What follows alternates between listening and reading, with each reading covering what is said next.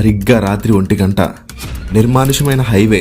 మీరు రాత్రిపూట ఒంటరిగా డ్రైవ్ చేయాలంటే భయపడతారు. కారు లోపలుండి ఎవరో డోరు కొడుతున్నట్టు శబ్దం.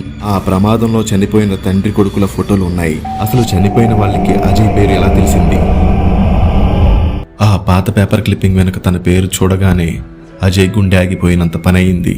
10 ఏళ్ల క్రితం చనిపోయిన వారికి తన పేరు ఎలా తెలిసింది? అసలు ఆ కారుకి తనకి ఉన్న సంబంధం ఏంటి? ఆ రాత్రి అజయ్ నిద్రపోలేకపోయాడు. తెల్లవారుజామున ఆ కారును అమ్మిన వ్యక్తి దగ్గరికి వెళ్ళాలని నిర్ణయించుకున్నాడు. కానీ అతనికి ఎదురైన నిజం ఊహకందనిది. అజయ్ ఆ కారుని ఒక పాత డీలర్ దగ్గర కొన్నాడు. అక్కడికి వెళ్ళి ఆ కారు పాత యజమాని వివరాలు అడిగాడు. ఆ డీలర్ భయపడుతూ ఒక అడ్రస్ ఇచ్చాడు. అది ఊరి చివర్లలోని ఒక పాడుబడిన ఇల్లు. అజయ్ అక్కడికి వెళ్ళినప్పుడు అక్కడ ఒక ముసలావిడ కూర్చుని ఉంది. అజయ్ని చూడగానే ఆమె కళ్ళల్లో నీళ్లు తిరిగాయి. నువ్వు వస్తావని నాకు ముందే తెలుసు బాబు అంది ఆమె వణుకుతున్న స్వరంతో. అసలు నిజం ఏంటంటే 10 ఏళ్ల క్రితం ఆ హైవే మీద ప్రమాదం జరిగినప్పుడు ఆ తండ్రి కొడుకులు ఆ కారులోనే చిక్కుకుపోయారు. ఆ సమయంలో అక్కడి నుండి ఒక కుర్రవాడు బైక్ మీద వెళ్తున్నాడు.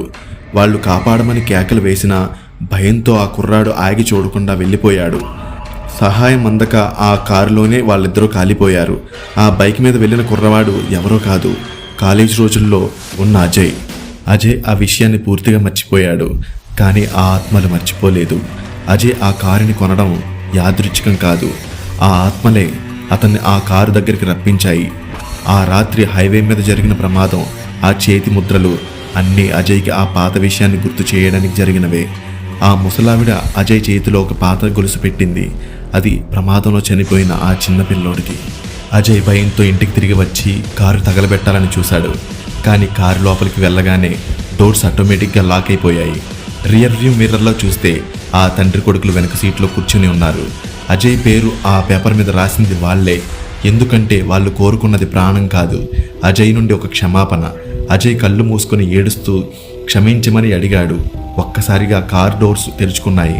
గాలిలో ఆత్మలు మాయమయ్యాయి. ప్రమాదంలో ఉన్నవారికి సహాయం చేయకపోవడం కూడా ఒక నేరమే అని అజయ్కి అర్థమైంది.